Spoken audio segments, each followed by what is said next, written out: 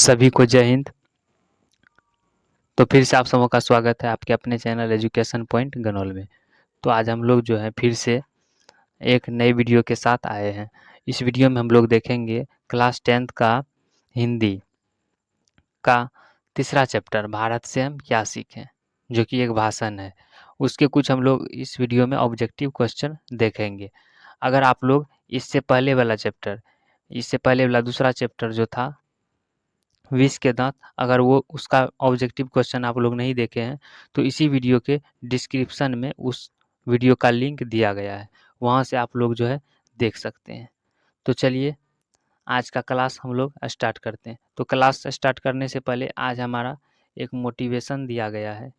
Motivation है कि कोई जीत बाकी है, कई हार बाकी है। तो कहते हैं कि कई जीत बाकी है, कई हार बाकी है, अभी तो ज़िंदगी की सार बाकी है। यहाँ से चले हैं नई मंजिल के लिए। तो यहाँ से चले हैं नई मंजिल के लिए, यह तो एक पन्ना था, अभी तो पूरी किताब बाकी है। तो ऐसे ही बने रहिए आप लोग वीडियो के साथ। तो चलिए शुरू करते हैं आज का पहला क्वेश्चन। क्वेश्चन कहता है कि भारत से हम क्या सीखें के रचनाकार हैं। तो भारत से हम क्या सीखें के रचनाकार जो है वो मैक्स मूलर है। ऑप्शन ए हमारा राइट आंसर होगा। फिर नेक्स्ट क्वेश्चन पे चलते हैं। तो नेक्स्ट क्वेश्चन है कि भारत से हम क्या सीखें क्या है। तो भारत से हम क्या सीखें, तो ये जो है एक भाषण है। और इसके लेखक कौन है, तो लेखक जो है मैक्स मूलर है, जिसका पूरा नाम जो होता है वो फ्रेडरिक मैक्स मूलर होता है। तो चलिए फिर से नेक्स्ट क्वेश्चन पे चलते हैं। तो क्वेश्चन कहता है हमारा कि मैक्स मूलर थे ऑप्शन में भारत भक्त, संस्कृतानुरागी, वेदों के प्रति अगाध आस्था रखने वाले, ऑप्शन डी उपर्युक्त सभी। तो मैक्स मूलर जो थे ये तीनों थे, यानी हमारा आंसर जो राइट होगा वो ऑप्शन डी हमारा राइट आंसर होगा। फिर नेक्स्ट क्वेश्चन आता है हमारा। तो क्वेश्चन कह रहा है कि मैक्स मूलर के पिता का नाम क्या था। तो मैक्स मूलर के पिता का जो नाम था वो था विलियम मूलर। ऑप्शन सी हमारा राइट आंसर होगा। अगर आप लोगों को इस क्वेश्चन का पीडीएफ चाहिए तो आप लोग जो है हमारे टेलीग्राम चैनल से जुड़ जाइए। वहाँ से आप लोगों को जितना जितना भी क्लास कराया गया है इस चैनल पर वो सब का जो है पीडीएफ आप लोगों को टेलीग्राम में मिल जाएगा। तो चलिए अब हमारा नेक्स्ट क्वेश्चन आता है। तो क्वेश्चन कहता है कि विश्वविद्यालय विद्वान फ्रेडरिक मैक्स मूलर का जन्म कहाँ हुआ था। ऑप्शन में भारत, जर्मनी, इंग्लैंड, रूस। तो ये फ्रेडरिक मैक्स मूलर का जो जन्म हुआ था वो हुआ था जर्मनी में। ऑप्शन बी हमारा राइट आंसर होगा। चलिए तो फिर से नेक्स्ट क्वेश्चन पे चलते हैं। नेक्स्ट क्वेश्चन है हमारा कि स्वामी विवेकानंद ने वेदांतियों का वेदांती किसे कहा है। तो ऑप्शन में टी.एस. इलियट को, दयानंद सरस्वती को, मैक्स मूलर को, या फिर राजाराम मोहन राय को। तो स्वामी विवेकानंद ने जो है वेदांतियों का वेदांती मैक्स मूलर को कहा है। ऑप्शन सी हमारा राइट आंसर होगा। फिर से हमारा नेक्स्ट क्वेश्चन आता है और क्वेश्चन कहता है कि मैक्स मूलर ने डैश वर्ष की अवस्था में लिपजिंग विश्वविद्यालय में संस्कृत का अध्ययन प्रारंभ किया। ऑप्शन में दिया गया है 15 वर्ष, 16, 17 या फिर 18। तो मैक्स मूलर ने जो है 18 वर्ष की अवस्था में लिपजिंग विश्वविद्यालय में संस्कृत का अध्ययन शुरू किया था। तो इसीलिए हमारा राइट जो आंसर होगा वो हमारा आंसर डी आंसर राइट होगा। फिर अगला सवाल आता है, सवाल नंबर 8वां। हमारा 8वां क्वेश्चन कहता है कि मैक्स मूलर का जन्म कब हुआ था। ऑप्शन में 6 दिसंबर 1813 ईस्वी, 6 दिसंबर 1823 ईस्वी, 6 दिसंबर 1833 ईस्वी, या फिर 6 दिसंबर 1843 ईस्वी। तो मैक्स मूलर का जो जन्म हुआ था वो हुआ था 6 दिसंबर 1823 ईस्वी को। ऑप्शन बी हमारा राइट आंसर हो जाएगा।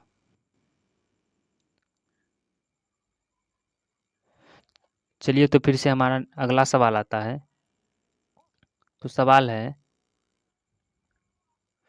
कि मैक्स मूलर ने नया सिकंदर किसे कहा है। ऑप्शन में है विलियम जोन्स को, वारेन हेस्टिंग्स को, हाकर्स को या फिर युवा अंग्रेज अधिकारियों को। तो मैक्स मुलर ने जो है नया सिकंदर युवा अंग्रेज अधिकारियों को कहा था। ऑप्शन डी हमारा राइट आंसर होगा। फिर से नेक्स्ट क्वेश्चन आता है हमारा सवाल नंबर 10वां। तो 10वां सवाल है कि मैक्स मुलर के अनुसार भारत की सबसे प्राचीन भाषा कौन है? तो मैक्स मुलर के अनुसार जो है भारत की सबसे प्राचीन भाषा संस्कृत है। ऑप्शन डी हमारा राइट आंसर होगा। आप लोगों से एक विनती है कि अगर आप लोग इस चैनल पर पहली बार आए हैं तो इस चैनल को सब्सक्राइब कर लें, और यह वीडियो आप लोगों को अगर पसंद आए तो इस वीडियो को लाइक करें और ज़्यादा से ज़्यादा शेयर करें। तो चलिए हमारा अगला क्वेश्चन आता है। तो सवाल है कि सर विलियम जोन्स समुद्र यात्रा करते हुए भारत कब पहुँचे थे? ऑप्शन में 1823, 1783, 1900 ईस्वी या फिर 1794। तो सर विलियम जोन्स जो थे समुद्री यात्रा करते हुए भारत 1783 ईस्वी में आए थे। तो ऑप्शन बी हमारा राइट आंसर हो जाएगा। फिर से सवाल हमारा आता है नेक्स्ट क्वेश्चन। तो सवाल है कि वारेन हेस्टिंग्स कहाँ का गवर्नर जनरल था? तो वारेन हेस्टिंग्स जो थे वो भारत के गवर्नर जनरल थे। ऑप्शन ए हमारा राइट आंसर होगा। फिर अगला सवाल आता है कि मैक्स मुलर की दृष्टि में सर्वविध संपदा और प्राकृतिक सौंदर्य से परिपूर्ण कौन सा देश है? ऑप्शन में है जर्मनी, यूनान, भारत और श्रीलंका। तो मैक्स मुलर की दृष्टि से जो है सर्वविध संपदा और प्राकृतिक सौंदर्य से परिपूर्ण, तो वो देश जो है वो है भारत। ऑप्शन सी हमारा राइट आंसर हो जाएगा। फिर नेक्स्ट क्वेश्चन आता है आप लोगों के सामने। तो दारिश क्या है? ऑप्शन में सोने के सिक्के, चांदी के सिक्के, तांबे के सिक्के, इनमें से सभी। तो आप लोग पढ़े होंगे तो दारिश जो था एक सोने के सिक्के था। तो ऑप्शन ए हमारा राइट आंसर हो जाएगा। फिर नेक्स्ट क्वेश्चन आता है। तो क्वेश्चन है कि दारिश नमक सोने के सिक्के से भरा घड़ा किसे मिला था? ऑप्शन में हैकल, hawkers, Warren Hastings, William Jones. तो दारिश नमक सोने के सिक्के से जो घड़ा मिला था भरा हुआ, वो मिला था वारेन हेस्टिंग्स को। ऑप्शन सी हमारा राइट आंसर हो जाएगा। चलिए तो फिर से अगले सवाल पे चलते हैं। तो सवाल हमारा कहता है, तो सवाल है हमारा कि किसके अध्ययन क्षेत्र में भारत के कारण नवजीवन का संचार हो चुका है? ऑप्शन में विधि शास्त्र, नीति कथा, भाषा विज्ञान या फिर देवत विज्ञान। तो इसमें से हमारा राइट आंसर हो जाएगा नीति कथा। Option B. फिर हमारा अगला सवाल आता है और सवाल है कि मैक्स मुलर ने कठ और कैन आदि उपनिषदों का किस भाषा में अनुवाद किया? तो मैक्स मुलर ने जो है कठ और कैन जो अनुवाद किया वो किया था संस्कृत जर्मन भाषा में। ऑप्शन सी हमारा राइट आंसर हो जाएगा। फिर अगला सवाल आता है सवाल नंबर 18। तो सवाल नंबर 18 है कि हितोपदेश का जर्मन भाषा में अनुवाद किसने प्रकाशित करवाया? ऑप्शन में मैक्स मुलर, हजारी प्रसाद द्विवेदी, भारतेंदु हरिश्चंद्र या तिंद मिश्र। तो हितोपदेश का जर्मन भाषा में जो अनुवाद करवाया वो करवाया मैक्स मुलर ने। ऑप्शन सी हमारा राइट आंसर होगा। फिर हम लोगों का अगला सवाल आता है सवाल नंबर 18 कि हितोपदेश, ये तो हो गया। फिर से नेक्स्ट क्वेश्चन है सवाल नंबर 19। तो सवाल नंबर 19 कहता है सर्वविध संपदा और प्राकृतिक सौंदर्य से परिपूर्ण कौन सा देश है? यदि आप मुझे इस भूमंडल का अवलोकन करने के लिए कहें तो बताऊंगा कि वह देश है भारत। यह गद्यांश किस पाठ का है?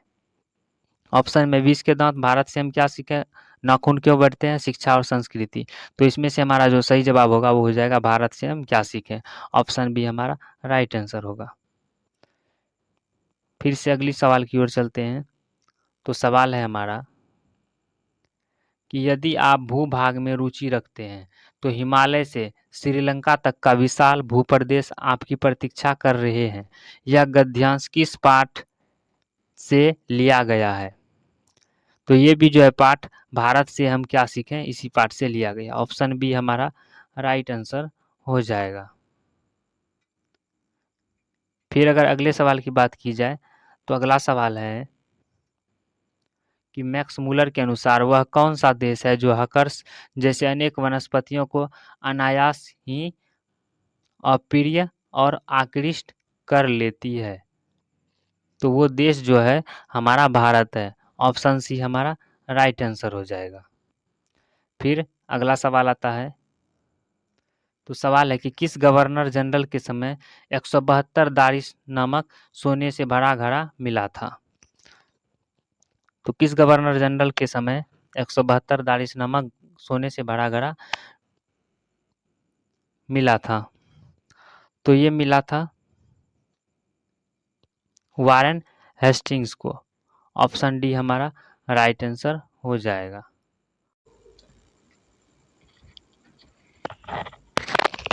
फिर हमारा नेक्स्ट क्वेश्चन आता है सवाल नंबर 23। तो सवाल नंबर 23 है कि वारेन हेस्टिंग्स के समय वाराणसी में कितने दारिश नामक सोने के सिक्के मिले थे। तो इसका आंसर जो है आप लोग कमेंट में बताइएगा कि 162 थी या 165 या 172 या फिर 125। तो इस क्वेश्चन का जवाब जो है आप लोग कमेंट में जरूर दीजिएगा। फिर से नेक्स्ट क्वेश्चन है कि कौन सी भाषा और उसका साहित्य यूनान और रोम के संपूर्ण साहित्य से भी कहीं अधिक विशाल रहा है। तो इसमें से हमारा जो सही जवाब होगा वो हो जाएगा संस्कृत। ऑप्शन ए हमारा राइट आंसर होगा। फिर से अगले क्वेश्चन पे चलते हैं। तो क्वेश्चन है हमारा कि प्लेटो और कार्ट का अध्ययन करने वाले यूरोपियन लोगों के मानने योग्य देश है। तो प्लेटो और कांट का अध्ययन करने वाले यूरोपियन लोगों के मानने का योग्य जो देश है वो है हमारा भारत। ऑप्शन बी हमारा राइट जवाब हो जाएगा। फिर क्वेश्चन हमारा आता है अगला क्वेश्चन। तो क्वेश्चन है कि हकर्स थे। तो हकर्स जो थे एक वनस्पति वैज्ञानिक थे। ऑप्शन बी हमारा जो होगा सही जवाब होगा। फिर अगला क्वेश्चन आता है सवाल नंबर 27। तो सवाल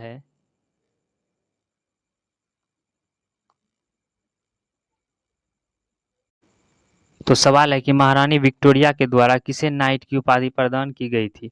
तो महारानी विक्टोरिया के द्वारा जो नाइट उपाधि दी गई थी वो दी गई थी मैक्स मूलर को। ऑप्शन बी हमारा राइट आंसर हो जाएगा।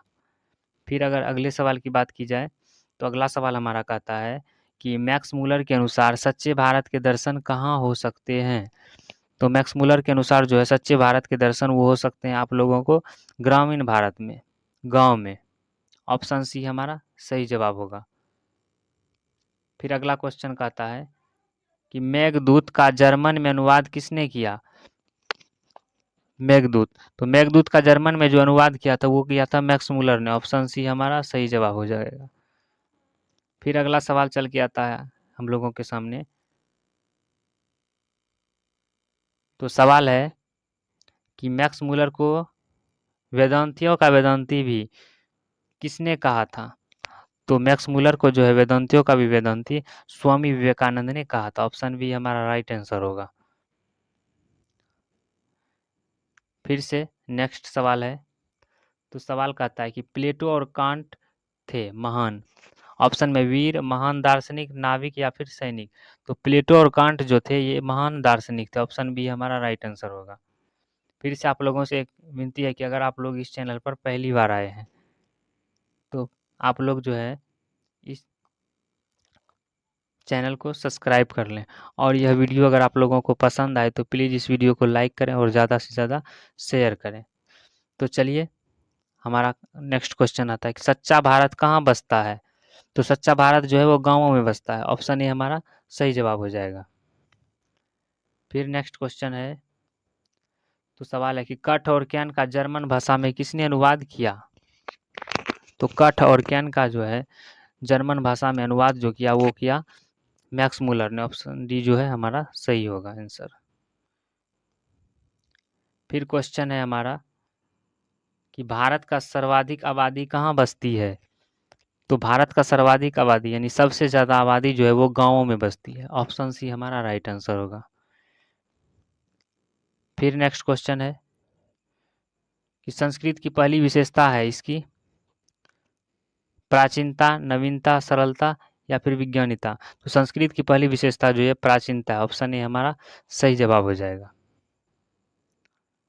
फिर अगर अगले सवाल की बात की जाए तो अगला सवाल कहता है कि शाहनामा का रचना काल है। तो शाहनामा का जो रचना काल है वो है 10वीं से 11वीं सदी। 10वीं से 11वीं सदी। ऑप्शन ए हमारा राइट आंसर होगा। फिर अगला सवाल चलकर आता है हम लोगों के सामने। तो सवाल है कि वारेन हेस्टिंग्स कहाँ का गवर्नर जनरल था। तो वारेन हेस्टिंग्स जो है वो भारत का गवर्नर जनरल था। ऑप्शन सी हमारा राइट आंसर होगा। फिर नेक्स्ट क्वेश्चन चल के आता है। तो क्वेश्चन है कि नृवंश विद्या का संबंध किससे है। ऑप्शन में खगोल विज्ञान से, मानव विज्ञान से, वनस्पति विज्ञान से या फिर भूगर्भ विज्ञान से। तो नृवंश विद्या का जो संबंध है वो है मानव विज्ञान से। ऑप्शन बी हमारा सही जवाब हो जाएगा। फिर नेक्स्ट क्वेश्चन है। तो इस वीडियो में जो है हम लोग टोटल 40 ऑब्जेक्टिव क्वेश्चन देखेंगे। तो हमारा जो है 39वां क्वेश्चन आ चुका है। तो 39वां क्वेश्चन है कि मैक्स मुलर ने कालिदास की किस पुस्तक का जर्मन भाषा में अनुवाद किया। तो मैक्स मुलर ने जो है कालिदास का मेघदूत किताब जो है पुस्तक वो जर्मन भाषा में अनुवाद किया था। ऑप्शन सी जो है हमारा आंसर सही होगा। फिर से हमारा अंतिम सवाल आता है, सवाल नंबर 40। तो सवाल नंबर हमारा 40 कह रहा है कि मैक्स मुलर ने किस वर्ष की अवस्था में लीपिजिंग विश्वविद्यालय में संस्कृत का अध्ययन प्रारंभ किया। ये क्वेश्चन जो है हमारा रिपीटेड हो चुका है। तो इसका जवाब जो है आप लोग कमेंट में दीजिएगा। और फिर से आप लोगों से रिक्वेस्ट है कि अगर आप लोगों को इस क्वेश्चन का पीडीएफ चाहिए तो आप लोग जो है हमारे टेलीग्राम चैनल से जुड़ जाइए और वहाँ से जो है आप लोगों को सभी पीडीएफ वहाँ से मिल जाएगा। और यह वीडियो आप लोगों को अच्छा लगे तो प्लीज़ इस वीडियो को लाइक और ज़्यादा से ज़्यादा शेयर करें। और इस चैनल पर पहली बार आए हैं तो इस चैनल को सब्सक्राइब कर लें। धन्यवाद। जय हिंद।